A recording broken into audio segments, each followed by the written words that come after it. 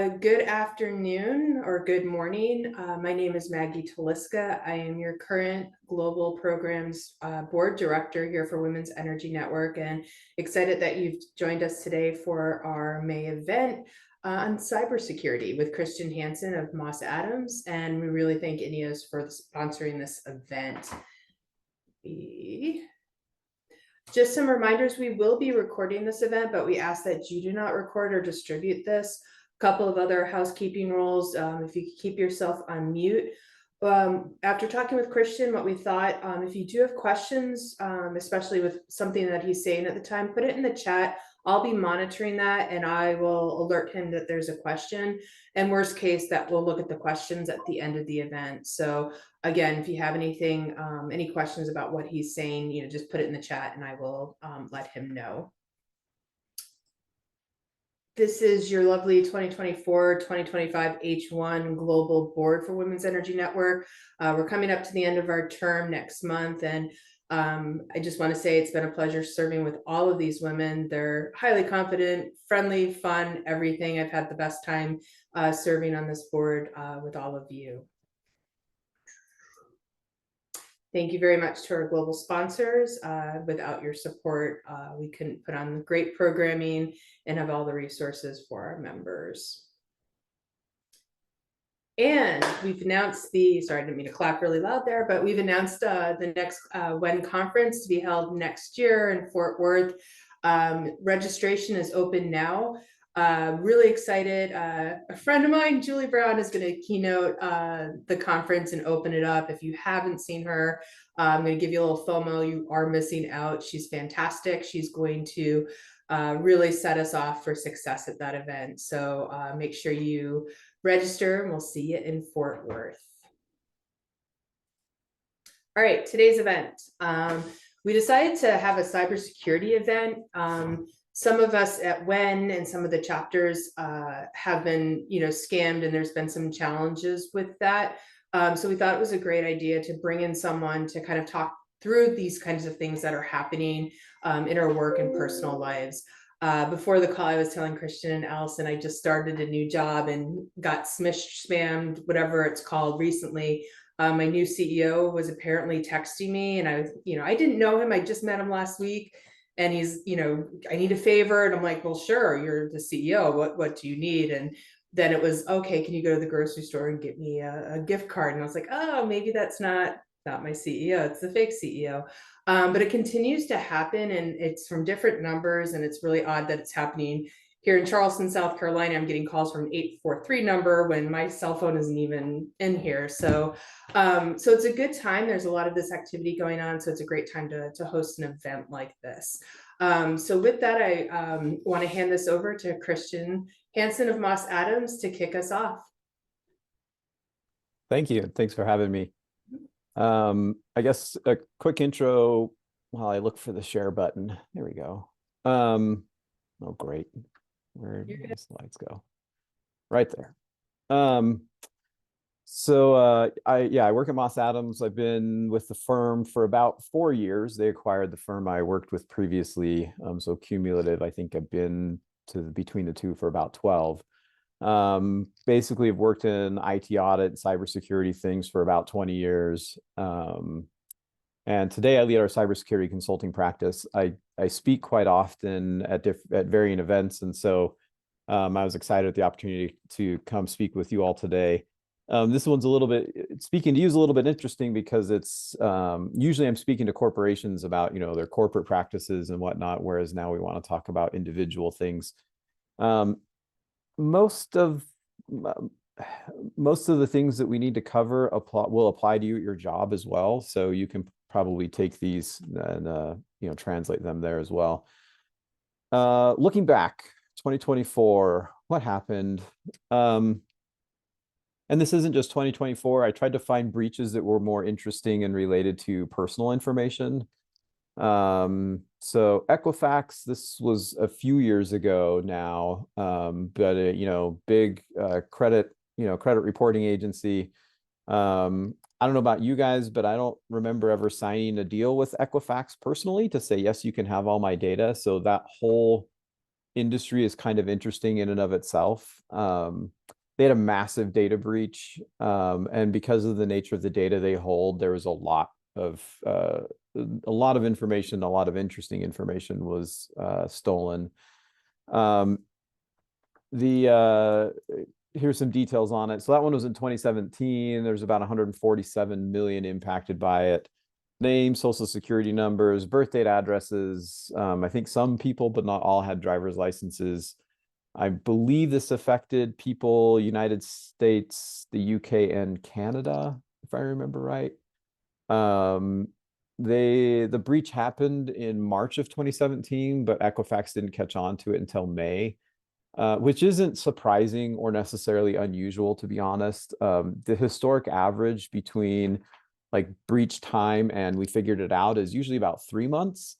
So it went a little bit longer, but not crazy. In the end, the Department of Justice charged 4 members of the Chinese army because with their involvement in the breach. China has been an adversary for a long time and continue to be an adversary. They continue to be very active in the cybersecurity realm, breaching United States entities.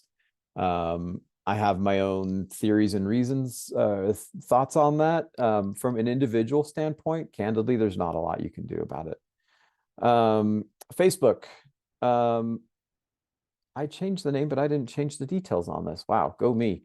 And Equifax. So Equifax, the breach was perpetrated through a customer support website that they had that had not been updated in a while. And so there were some technical vulnerabilities there. Oh, sorry, hit my mouse. There were some technical vulnerabilities there that they were able to exploit and then get inside their network. Most breaches follow a fairly similar pattern. They'll breach the system somehow. Once they breach the system, they'll kind of figure out, where am I? What do I have access to? What can I do with it? The next thing they'll do is try to create persistent access. So they want to be able to stay in there no matter what. Then they'll look to escalate privileges. So I don't just want to be a customer service rep on the network. I want to be an administrator. And then once you're an administrator on the network, you can kind of do whatever you want. You just have to tiptoe through the network so you don't get caught by making too much noise. Facebook, so I apologize, the details here are wrong.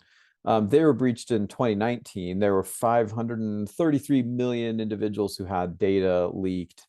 They had a technical vulnerability on their website that allowed the bad guys to scrape it. So basically, if you bring up a website and there's words and letters and things all over it, you can have systems that will go through and just capture that data, capture all of that text data, and pull it off. And so there's a breach that allowed them to do that. Again, phone numbers, names, sometimes email addresses, sometimes locations. So a lot of personal information was breached. The details that I have in here are actually from, I think this was Verizon. So last year, around about September, the world found out that Chinese threat actors, specifically a group called Salt Typhoon, had breached a number of telecommunications networks, Verizon, AT&T, Lumen, Windstream, and I can't remember the others. There were about 6 big organizations that were listed in there and about 80 small rural telecommunication companies that were also breached. The details, as they've kind of slowly come out around that, they weren't trying to get my phone number or my phone calls. If they want them, they can have them. I don't really talk about anything that interesting on the phone anymore. But they were targeting high-level officials in and around Washington, D.C., specifically around the election. So this was some election interference. They were also targeting what's called the Kalia network, which, unless you're in telecom, probably doesn't mean anything to you. But this is the national wiretapping service. So if you've heard about things where, the NSA is listening to my phone calls, the Kalia network is kind of the connection point between your telephone company and the government's ability to listen in on those things. From what we can tell, it seems like they were actually able to breach the Kalia network. So they were able to do a lot of interesting things. I've heard recently that the areas where the geographies in which they were listening were highly correlated to places where there were also military bases, which is not surprising. You can also look at where Chinese organizations have purchased farms in the United States. They also tend to be very close to military installations, coincidentally. AT&T and Ticketmaster. So a software company called Snowflake, which you may or may not have heard of. They're kind of a data lake, data warehouse, data. They do a lot of big data things. Software as a service company. So there was a threat actor that found a consultant. The consultant got breached, and turned out the consultant had a number of authentication credentials to various Snowflake instances. So AT&T was using Snowflake, Ticketmaster was using Snowflake. And so when they found that data, they were then able to get into AT&T Snowflake instance, and they had a lot of call logs and things like that. There are 10 million customers whose call logs were all taken. Most of them were cellular. There were a few landline customers, but not very many, mostly cellular. AT&T's been breached a number of times, as you can imagine. Phone conversations, depending on whose phone conversation it is, could be very interesting information to get. I don't want to wax political, but if you could think about, this time last year, if you got a phone call that happened between President Joe Biden at the time and his doctor, some people would have been probably very interested in that information. AT&T ended up settling $13 million with the FCC over this breach. Ticketmaster was also breached. I think there was 700 something million individuals who had data stolen from Ticketmaster, again, kind of tied to the Snowflake idea. The next one, Change Healthcare. I'm guessing a good portion of you got a letter from them from this. Change Healthcare is a subsidiary of United Healthcare. Change Healthcare processes about 40% of all medical claims in the United States. So they were breached and ransomwared a little over a year ago. I think it was March or April of last year. Yeah, 190 million individuals were impacted by it. One of the interesting things, there's no honor among thieves.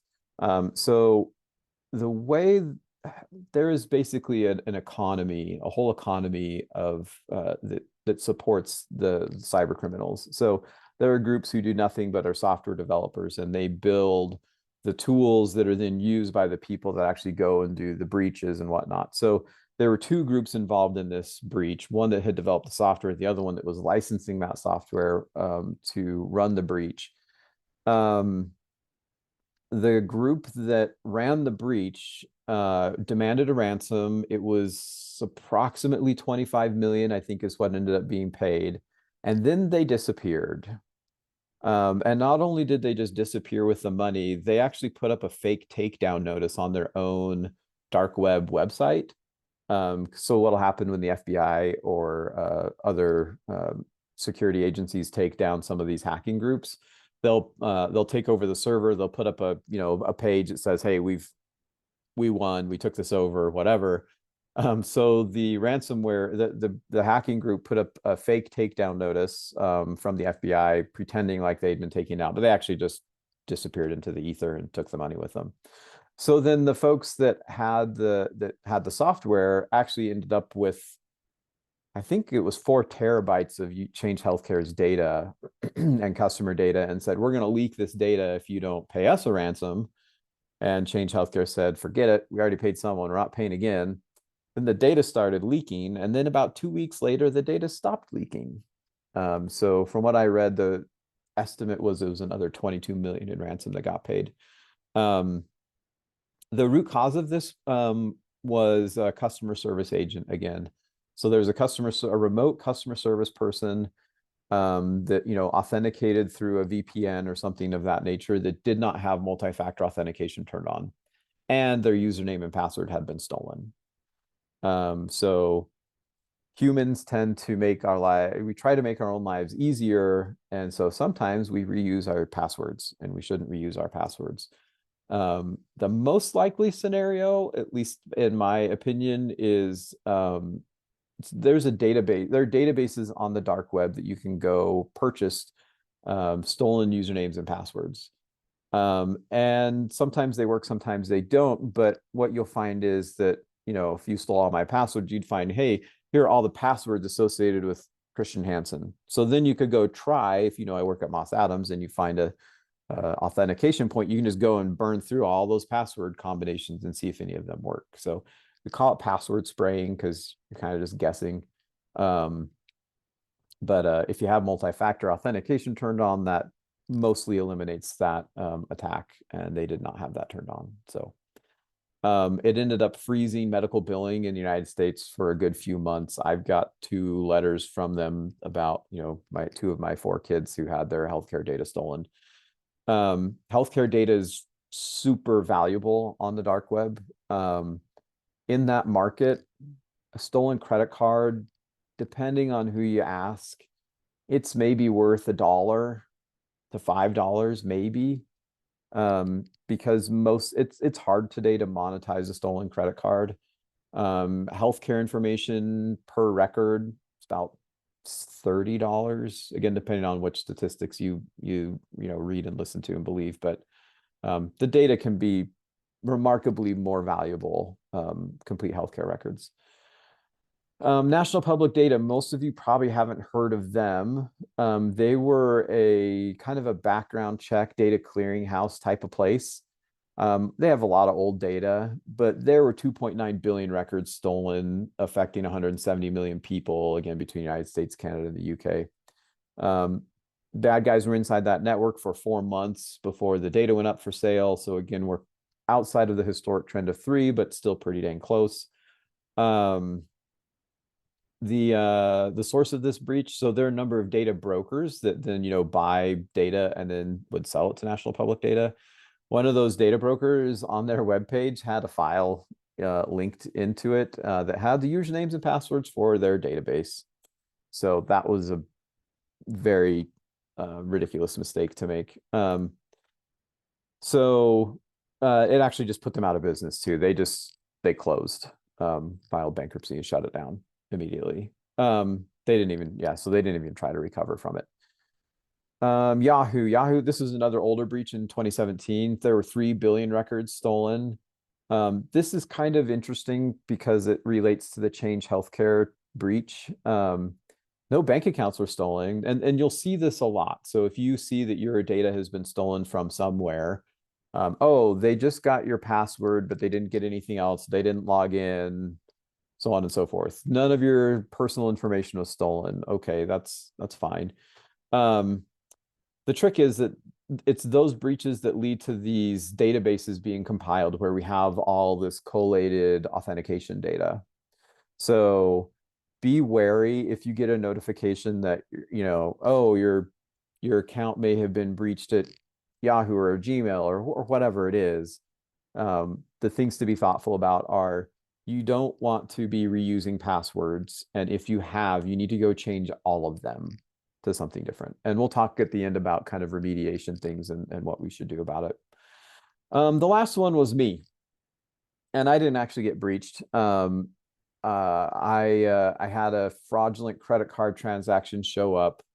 It had automatically declined, thankfully, for $700 and something with Ticketmaster. Places like probably for some concert, and my big loud places with tons of people late at night are probably like the 3 things that I hate the most. I go to bed early and I enjoy my solitude. And so this wasn't a me thing. So my bank actually called me. They have an automated system that when they suspect fraud, they'll call me. When I pick it up, it's it's the automated thing saying, hey, this is USA fraud department, click 1 to talk to an agent. I never click 1 because that could also be fake. So I hang up and then I'll call the bank directly, get into the fraud department that way. Canceled the card, didn't have to, there were no other questionable transactions, at least that I could tell. Canceled the card, got a new card sent, no problem. The interesting thing about this was, because this has happened to me a few times over the years, I got a text like a day or two later, and it said, your account has been freezed due to unsure payment detected. Kindly visit some random website, secdataprofile08fc.com. That's nothing that I want to click on to verify your details. So there are a couple things in here that were interesting. I've never had the follow-up text from when a credit card, fraudulent transactions hit my credit card. So that to me was interesting that they're taking an extra step. Most of the time they'll just try to hit your card and then they'll move on. The next thing that's kind of interesting in here is, and we see this all the time, the grammar is bad. Not super terrible this time, but bad. Your account has been freezed due to unsure payment detected. Kindly visit, no punctuation or those things. I've been of the opinion for a while, and actually the statistics show that this is increasing, that AI should be used to at least make the grammar better if you're going to do these things. The reality is the probability of payment is higher on someone that clicks on the poorly written text or email or whatever than a well-written one. So if you think about it this way, if this was written with really good grammar, and if the URL, it wasn't web dash some random website to go click on, if it was really well done, it's more likely that more people will click on it. The problem is smart people are smart people. So even if you can dupe them at that level, they'll pick up on it later on down the fraud chain and they'll stop. So your success rate with well written texts and emails like that, your success rate as a percentage is actually lower than the bad ones. Because if someone's willing to click through on this one, they are already missing the fact that this is like dumb. This is, a scam of some kind. And so the frequency of payment is increased when they use poor grammar. So it's intentional. But recognize that that's a common thing and a reason why. So who's doing all these bad things and how are they doing them? Most of the data here comes out of the Verizon data breach investigation report. They publish it every year. It's long. It's really interesting to me. For most people, it's probably boring. Credential abuse, exploitation of vulnerabilities, and phishing are three really commonly used exploits. So credential abuse, like we stole a username and password. Exploitation of vulnerabilities, that's the example we gave at the beginning with who was it that didn't patch something, Change Healthcare. Anyways, there are a number of them. Unpatched vulnerabilities. So there's a technical flaw in the software and the bad guys know how to use that. And then phishing, right? We get these emails. And phishing kind of encompasses, phishing is the email version, but there's vishing and smishing, and I don't even remember all the ones there are, but essentially you could get a phone call or a voicemail or a text message or a WhatsApp message or any of those sorts of things. They all kind of are in a similar bucket. So you can see that, these three areas are super common and they've been very common year over year. The use of technical vulnerabilities, that middle line, continues to increase as kind of a whole. Historically, it was a lower percentage, but there's been some increases in that. Ransomware actions over time in breaches, it continues to be a significant part of breaches. Ransomware is a little bit evolving. Think of it more as digital extortion than just ransomware. So I've had clients that got breached, they got ransomwared. They didn't care about the ransomware actually because they had really good backups and they could recover their systems well. But it just so happened that the client had this one file that they never keep on someone's laptop that had all their customer information in it. Bad guys got to that file, still held them, extorted them over that file. The lawyers said the class action lawsuit was more than the cost of the ransom, so they paid it. So ransom continues to go up as far as its frequency. The dollar amounts, the average dollar amounts being paid on those continues to decrease. What that mostly means is that smaller and smaller organizations are being targeted. They tend to be less sophisticated. They tend to be less ready to respond to them, but they also have fewer dollars. And so the threat actors know that. They know who they're targeting, well, most of the time. They're typically targeting a certain percentage of your revenue, or they will go and try to find your cybersecurity insurance policy, and they're looking to see what your deductible is and what your coverage amount is. And those are kind of the two leading indicators on how much money they're going to ask for. So ransomware as a percentage of breaches continues to go up. Dollar amounts continue to go down because they're targeting smaller and smaller organizations as bigger organizations get better at responding to it. Most breaches involve a human. About 60%. That's pretty consistent. That hasn't really changed over time too much. So this is, again, like I reused username and password, those sorts of things. Phishing. Oops, I responded to that. I clicked on the email I shouldn't have clicked on. I opened the attachment I shouldn't have opened. So humans continue to be a significant portion of source of breaches. This 30% of breaches included that involve a third party. This is increasing actually. So think of this as your vendors and third parties. It actually doubled from last year to this year. So I don't know what to make of this all the time. Well, what I make of it is as we continue to use more and more third-party vendors in our organizations, instead of delivering software internally ourselves, that opens us up to more of those risks. And then espionage. So espionage actually went up a lot. It's still, in the grand scheme of thing, a very small amount of the actual breaches. And most of the increase last year, to be honest, was because of the telecommunications breaches. So that singular event drove a lot of the increase here.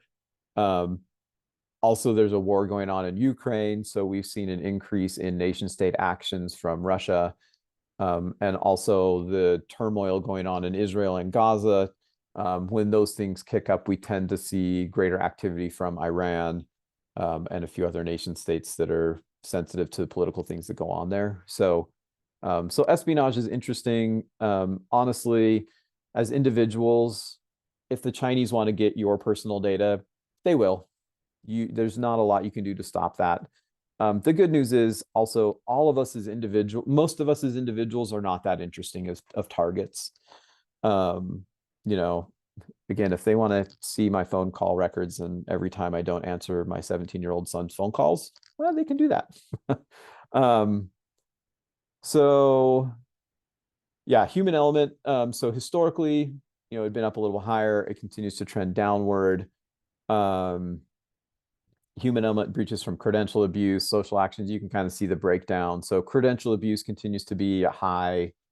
Social actions, so phishing and those sorts of things. Errors happen. Oops, I accidentally attached the email, a document to the wrong email. Malware continues to be is a fairly small percent because we have automated systems that take care of that for us. So that makes it easier. But you can just kind of get a sense of like when people do silly things, here's how they do that most often.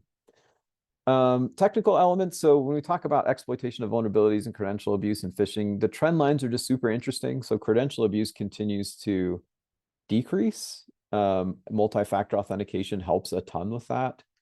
Vulnerability exploit is going up, and phishing stays pretty constant. So with all of these things, we're going to get to the end and talk about, what do you do about this as an individual? Who are the bad guys? So they're almost always external people. The internal people have actually increased from last year to this year. So it's almost always somebody outside your organization. Internal would be, internal employee and a partner, think of that as like your outsourced IT person. So those people don't really get involved that often. It's usually someone from the outside. It's most often financially motivated. I think last year we were at about 90 or 91%, and now we're at 89. So it hasn't really changed too much. Espionage went up again quite a bit, but you can see, generally speaking, espionage is not the biggest problem. Most of this is driven by organized crime units that are looking for money. They come in through, most of them are system intrusions, social engineering. Yeah, it's there. That's again our human element piece of this. And we keep seeing, the trends are similar. Are we misusing privileges? Are there other errors? And miscellaneous errors are just, it's the catch-all for a lot of things that you can't really categorize in one way. So what that means is there's not a consistent method of resolving or controlling for miscellaneous errors because they're all miscellaneous. And from a personal level, system intrusion, there's things you can do. Social engineering, there's things you can do. Web-based application attacks, unless you have your own personal website, it's a non-issue. So just to kind of wrap it up, most of these are financially motivated. Most of them come from outside people. Most of the time they're using some form of social engineering or they're trying to steal your username and password to something. That's a fairly common set of things, or they're hitting a technical exploit on a piece of equipment that's not all the way up to security. So if we look at these trends year over year, that's pretty consistent. AI is interesting. This graph here at the bottom shows the percentage of phishing emails that have used generative AI. So the trend line is certainly up, but you can see like it's 10%. So it's still a very low percentage that are actually using them. AI is being used to, you can use better images, the messages get a little bit better, the grammar gets a little bit better. I want to show everyone, see if I can bring this over, a video really quick of what AI is doing. I want to pause really quick. Can you guys see, can you see this? Can someone confirm they can see it? No, we just still see your slide. You're still seeing slides. Okay. Yep. I need to, where in the world did Zoom go? Let me get my Zoom window back and share a different screen really quick. This was from a client of mine. The company's called ID.me. They do identity verification. And they caught, it's just super fascinating. Okay, can you see LinkedIn now? Yes. Okay, hopefully the audio comes through. I don't know. Well, hold on just a second. There. Oh, we'll run it anyways. The most interesting part isn't the audio. Can you hear the audio? I'm not So, hearing it. No. okay, so the ID.me person said, hey, can you verify your name? And then you can barely hear it in the background, but there's some keys typing, and then a name is read, and it sounds a little machine-like, but it's not quite certain. So fast forward a bit. They're talking. So this person had applied for a job, and they were going through their identity verification kind of background check process, I guess, So they get to a part in here where they say, hold up your ID card. So they blurred it, right? But driver's license, right? American looking driver's license. All of a sudden, his lips are different. And his eye is different.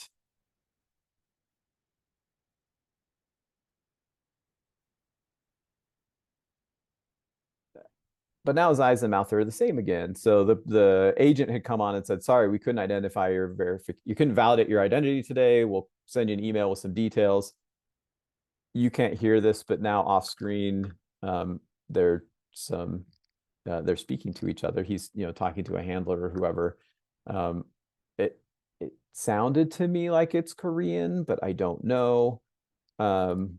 So anyways, what's interesting there is the deep fake video of the face was really, really good. And it didn't glitch out until he put his ID in front of his face, because then the camera doesn't know what's going on. The camera can't see your face anymore. And so it undoes that part, and you could see the eye and the lip change. So what's interesting here is one, maybe the person whose identity had been stolen was complicit in this and had sold it. That does happen. It was probably just stolen. And AI can generate the video and generate a voice. The North Korean specific, the reason I think this might be North Korean is this is a tactic of theirs, is they've been applying to a lot of remote employee jobs and getting them at tech companies specifically. And they're either then deploying malware or stealing data while they're employed. The North Koreans have also stolen an immense amount of cryptocurrency in the last 6 years. I think it's $3 billion or something to that effect. So when we talk about what is AI doing, it's doing those things for sure. But it's also being integrated into tools that help combat that. And so there are things to be worried about. Yes, there's also, new tools that are coming that help us. Yes. DeepSeek, this was a thing 6 months ago. This was a new large language model tool. It's in China. China blatantly just ripped off ChatGPT and everything they had in there, and all of the data that had trained ChatGPT. They basically used ChatGPT to train themselves. And apparently DeepSeek was really, really accurate and fast and good in things. Don't use it. The problem is they explicitly state all of your data that you put in there will go to China. And China, I won't call them an enemy, but they are certainly a nation state adversary. And I just don't use it. There are a lot of good AI tools. ChatGPT is, I like Google's, I can't remember all the names of them right now. Gemini, what's the other one? I don't remember. There's a bunch of them out there. Grok, there's another one. There's a lot of good ones out there that are US based that are probably not as risky. I would be thoughtful about what data you choose to put in them, because the data then is owned, is going to reside at that organization. So you might not want to put your bank statements in there right now, even if you want something to kind of help analyze your spending or something to that effect. But there's a lot of really good things that those tools can do for us. I get this question a lot when we talk about AI, just like, what is it? And is it going to take over the world? And should I be scared? There's a few different definitions from the AI researchers, kind of what is it? And these are IBM's, I think, the function-based definitions of them. So you have reactive machine AI. This is Netflix can give you a good movie that it thinks you might like. This is, I can play chess against a computer. Been around a long time. Limited memory AI, this is where we are today. So generative AI, large language learning models, chat bots, video assistants, could be up to self-driving cars. Theory of mind AI, we don't have today. Maybe we can get there. Theory of mind AI, the idea there is that the machine can understand human thought and emotion.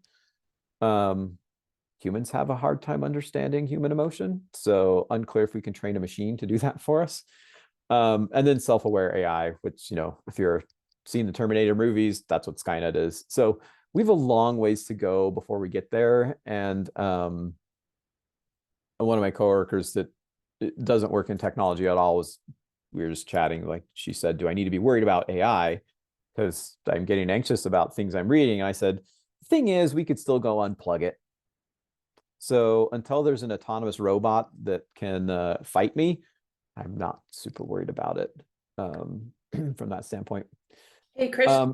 Yes. Actually, I was going to save it to the end, but we had a question. I had the same one. Why are our health records as valuable as they are? Oh, that is a great question. Because I can get prescriptions and then sell drugs. Oh, I mean, not me personally. I would not do that. But yeah, if I can steal your health records, yeah, I could go get a fentanyl prescription okay. or Wow, I didn't other see that. opioid things. Yeah, drugs are valuable, it turns out. And so again, all of these are financially most of these, most not all, most of these are financially motivated. So you just have to think, if I could steal this data, how do I turn it into money? 15 years ago, stolen credit cards was the thing, or bank accounts. It's actually remarkably difficult to steal your bank account information. Banks have a lot of security protocols in place. Credit cards used to be easy to steal, and kind of the big poster child for this was Target. Um, they their credit card system got breached, their point of sale network. So the network that connects all of their card swipe machines, it was probably about 15 years ago, got breached. And the bad guys came in through the HVAC system. So no, they did not crawl in like Tom Cruise. And I was once very disappointed to find out that they are actually strong enough to hold a human being. I was at a construction conference and used that analogy. And then I asked an HVAC guy, who was like, could Tom Cruise really crawl through that? I would think you'd fall through. And he said, no, actually it could hold you up. I was sad about that. Anyways, there was a cloud hosted remote management tool, right? So I could go to a website and I could control the temperature settings in the Target store, right? Um, well, that got breached. And then the bad guys were able to navigate different network segments from there down to the point of sale system and just captured every single card swipe. And so my card got stolen, and I think that was the first time I had a credit card number stolen. Retail store credit card theft is remarkably rare now. It still happens in one-off situations, and it's usually like someone puts what do they call them? They stick them on top, right? They basically overlay a card reader on top of the card reader. So then it's just skimmer. There we go. They're skimming it. So that's your biggest risk, is there's a physical device sitting on top of the card swipe machine and they're just capturing them that way. It doesn't happen that often because it's hard to do and hard to do for a long time. Still a risk, but not huge for credit card theft. But yeah, in today's world, the banks are good at that. My Ticketmaster breach thing, right? It never cost me a dime, and the bad guys never got anything out of it. So stealing a credit card and using it to make money, it's hard to do, which is why buying a stolen credit card, buying that data on the dark web's worth $1 to $5, which gives you an idea of how much money they can extract from it. Healthcare records, on the other hand, one, there's more data, so it's easier to steal identities, but two, I can get prescription uh, drugs written, prescriptions for those, and then I can turn around and sell those. That's a good question. Risks with generative AI, data leaking. So again, like, you got to be careful what data you put in there. And these are more corporate ideas, but just the general thought is like, put as little data, as little personal or corporate or whatever data in that thing as you can to get the answer you need. And be careful about bringing your own device. Just be thoughtful about how you use it. So what can you do about all this stuff? There's a few things you can do. So first one, protecting your own data. Go lock your credit score. TransUnion, Equifax, and Experian, all of them have, you can go create an account online, log in, and they have it now where it's just push button, click on a button, and you lock your credit. As an individual, that protects you in a lot of ways, because again, the motivation for most of this is financial. If you lock your credit, then someone can't take out a loan in your name. They're not going to be able to get a credit card in your name. They're not going to buy a cell phone in your name. There's a number of kind of bigger purchases like that where someone would do an inquiry on your credit.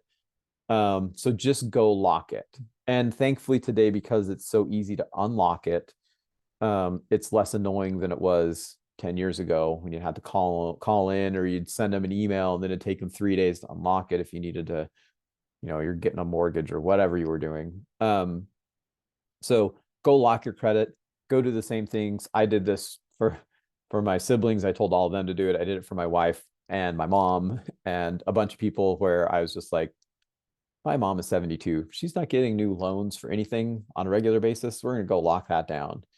So that goes a long way to limiting your financial exposure to a person that could steal your identity. So your stolen identity becomes much less valuable. So the likelihood of someone you trying to breach it goes down quite a bit. Use multi-factor authentication. So Google Authenticator or Microsoft Authenticator, Duo has one. There's a bunch of them out there, right? Those, oh, we sent you an email with a 6-digit code or a text, or put it in from your app.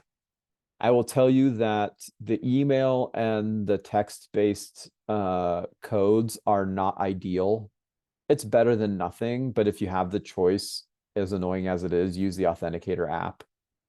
It's much more secure. I would put it on your personal email. I'd put it on your social media, on your healthcare, on your banking and financial things, because those are the places where your identity could be stolen from, most likely, right? Like if I can get in your email, you could have a fake boss asking you to go buy gift cards at Target. I have a client they're a utility provider, bigger utility provider.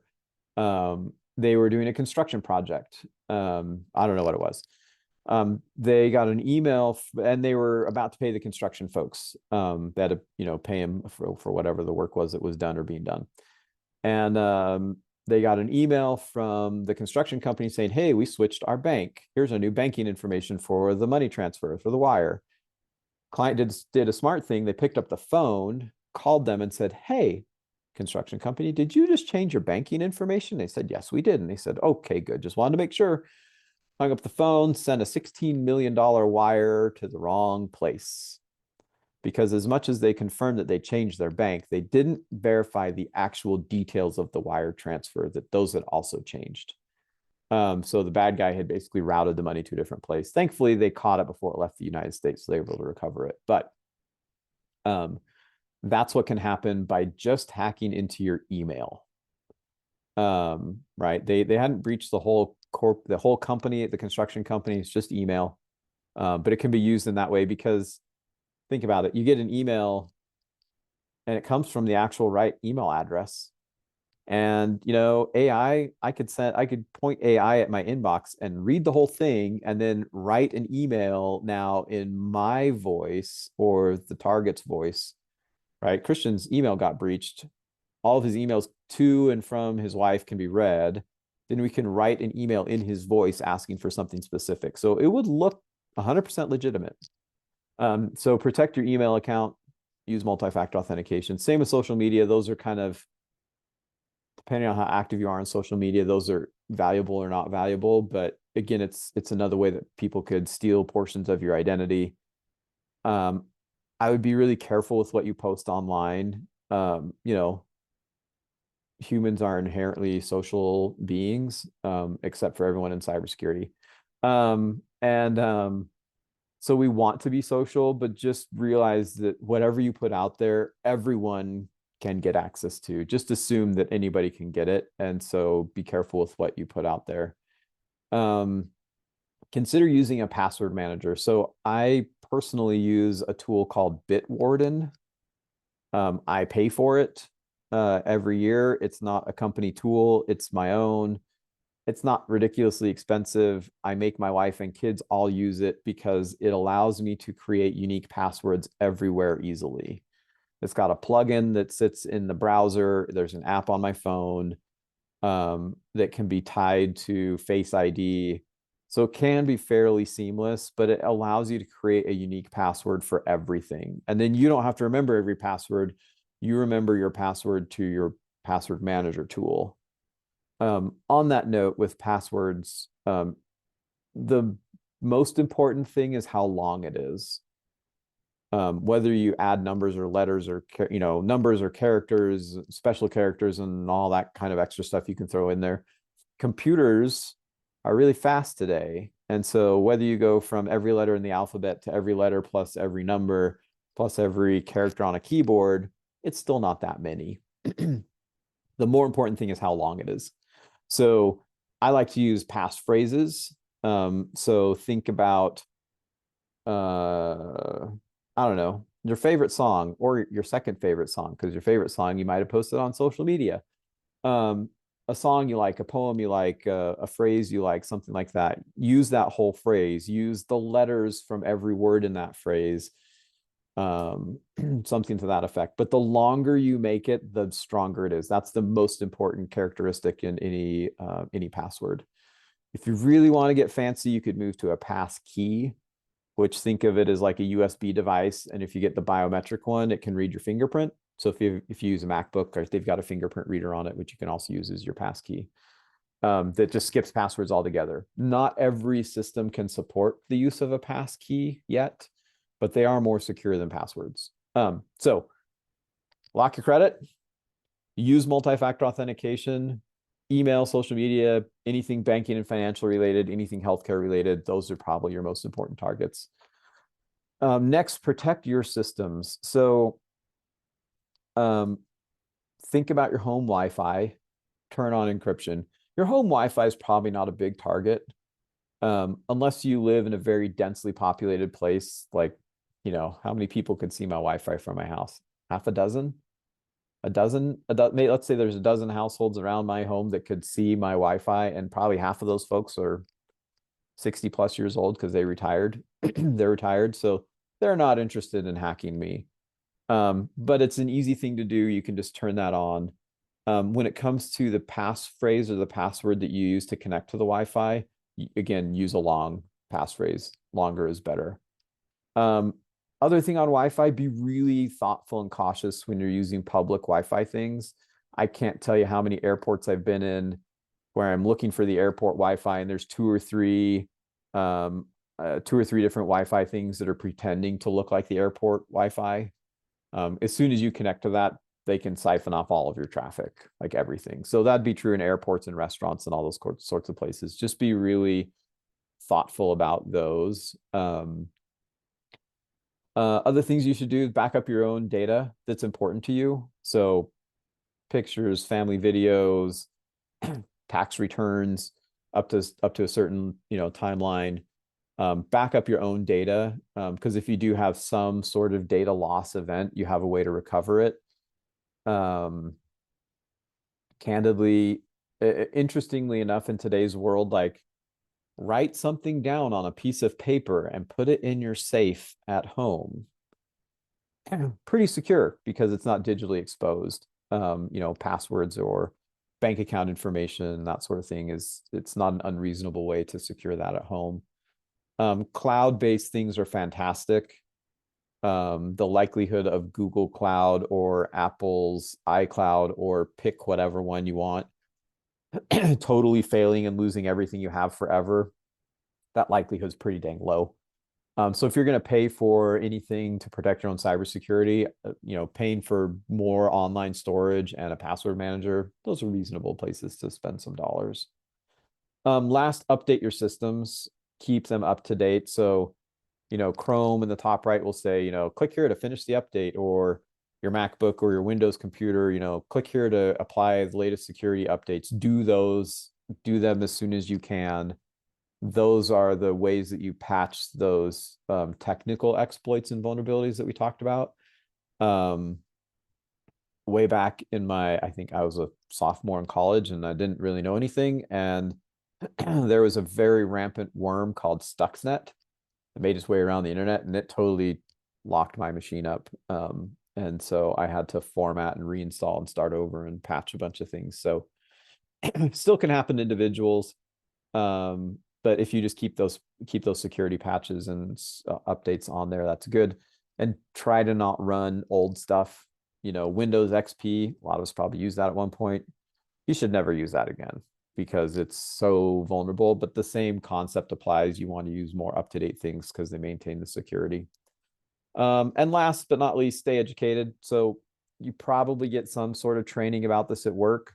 The principles you learn there will apply at home.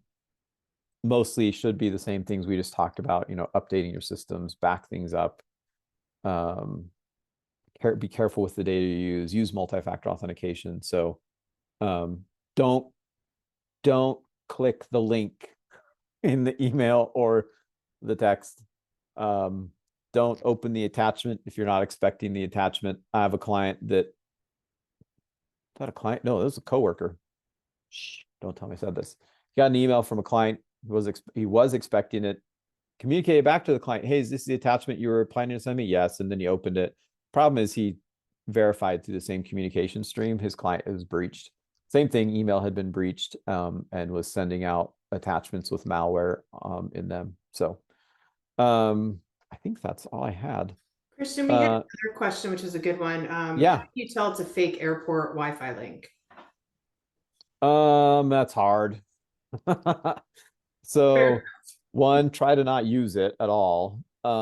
Two, most of the time, well, see, I just know the airports that I travel through. Usually when you open them, they'll bring up Captivate is one of the things that will usually do it, but it's like the hotels, when you launch the Wi-Fi at the hotel, right? It brings up an initial screen and it's like, hey, I'm the airport. And you have to click to accept the terms and conditions. Look at the URL in there. Captivate's a common one that does that. But if it's, we go back to, I'll go back up to the top. This URL right here in that text that I got, right? And interestingly, in my text, they also had the logo for my bank included. They sent me the image, but my bank wants me to go to web-sec data profile something. Yeah, they don't really want me to do that, right? Just most of the time, those URLs will be, you'll look at it and you'll go like, that looks weird. And if it looks weird, it is. And if it looks normal, it's probably normal. Think about things like you'll swap out the letter L for the number 1 or vice versa. So just look at it. If you directly connect to like airport Wi-Fi and you're just immediately connected and it doesn't pop up a thing that's like, welcome to the airport, it's probably fake. And if it does pop up a thing that's like, welcome to the airport, just take a second to look at it and say, does this look right? Or does it look a little weird? And if it looks a little weird, I'd abandon ship. But that's a good question. I know, we're like right at time. Are there any other questions? I am more than happy to answer them. This is my contact information. If you have other questions, drop me a line. I'm happy to answer them. If you call me, I won't recognize your phone number. I probably won't answer it. So email's probably better. If you send me an attachment, I'm not going to click on it. We have a question. Is it better to use your personal hotspot? Yes, definitely personal hotspots. So Verizon, AT&T's, their networks are pretty dang secure. As far as well, I say that and we just talked for 20 minutes about how the Chinese hacked them. They're actually, the actual cellular network itself is pretty dang secure. They got breached because their back-end routers and switches were old and unpatched, and the Chinese were able to exploit 2 chain together vulnerabilities to get into those networks. Again, big nation state actors, unless you're like a member of the United States Congress or up or a CEO of a big company, you're probably not a target for espionage and nation state. You might be collateral damage to it, but they don't care about what's in my text messages. Like I'm not that interesting and most of us aren't. So I wouldn't personally worry about those sorts of threats. And yeah, hotspot would definitely be a smart way to go. And last question, how do you have a conversation about security when the people around you take it less seriously than you do? I guess I first would ask, who are those employees or family members? If it's family members, I don't know, show them my slides and scare them. Yeah. I mean, it's, I try to not peddle in fear, but it's kind of just the nature of the business a little bit. It's hard. I'll tell you that it's hard. And my experience has been, it's remarkable how big a company's cybersecurity budget gets right after a breach happens. So the situation you're facing is not uncommon. Organizations and individuals, we all make these risk decisions all the time, right? Like, well, there's a risk this bad thing could happen, and I can reduce that risk, but I have to do these other things. Is it worth it? Right? Is it worth the cost? Is it worth the time to do that, to mitigate the risk? And a lot of people just say, no, I'm going to roll the dice. And then they roll the dice until they lose. And then all of a sudden they're willing to invest infinite resources to never have that happen again. So that to me, a lot of it's just education. That's why I tell a lot of stories in these sorts of things. Like, this happened to a client, this happened to a client. And those are all things that never hit the news, right? Like, you don't hear about most of the things that I just told you about. Those will never hit the news. But it happens all the time. Our penetration testing partner, so the guy that is the attacker, white hat hacker, had his bank account and his identity stolen through his mortgage underwriter. So nothing he did of his own. So like, personal stuff can happen even if you're vigilant. But there's relatively simple things you can do that aren't super high cost. Again, lock your credit, use MFA. Just be thoughtful about the stuff you use. And yeah, that's a hard one. I encounter that all the time, where I talk to people like, well, we don't feel like we need to do that. And okay. And a year later, well, we got breached. We should do 10 times what you suggested. Yeah, and it's not a problem until it's a problem, right? And it's a big problem once it happens. Right. I mean, this is just like, health insurance. It's like, well, I'm probably not going to have X happen. And then you have teenage boys that fall off their bikes and break their arms, or play sports and get a concussion. And yes, all of this is very real, like in the last, 3 weeks. Right. So I think about cybersecurity practices just like I would kind of my own insurance. Like, I can do some reasonable things to mitigate risk down to a point where it's like, we can still take some risks. We don't have to spend all the money on this, but there's a few smart things we can do to limit exposure. Absolutely. Well, thank you so much, Christian. We really appreciate it. For anyone, the slides, there's a link to them in the chat, so you can go and get Christian's slides.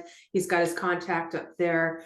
We really appreciate you taking the time to kind of talk through this with us. Like I said earlier, WEN and some of the chapters have been a victim to, some of the cybersecurity attacks. So I think, I already locked my credit, and in this, you should have gotten a commission, because I bet a lot of people did that. But yeah, we really thank you, and thank you to Ineos for sponsoring this event. Again, I'm just going to share how you can get in touch with WEN, if I can do that quickly. Please follow us, and also I'm just going to promote the conference again. You're going to miss out if you don't go and see everything that we have in store for you. So again, thanks to everyone for joining, and Christian from Moss Adams for presenting to us, and Ineos for sponsoring. With that, I think it's Thursday. Enjoy your long weekend, if you do have a long weekend, and stay safe physically and stay safe cybersecurity. I don't know if that's the word, but I'm gonna make them up. So anyway, take care, everyone.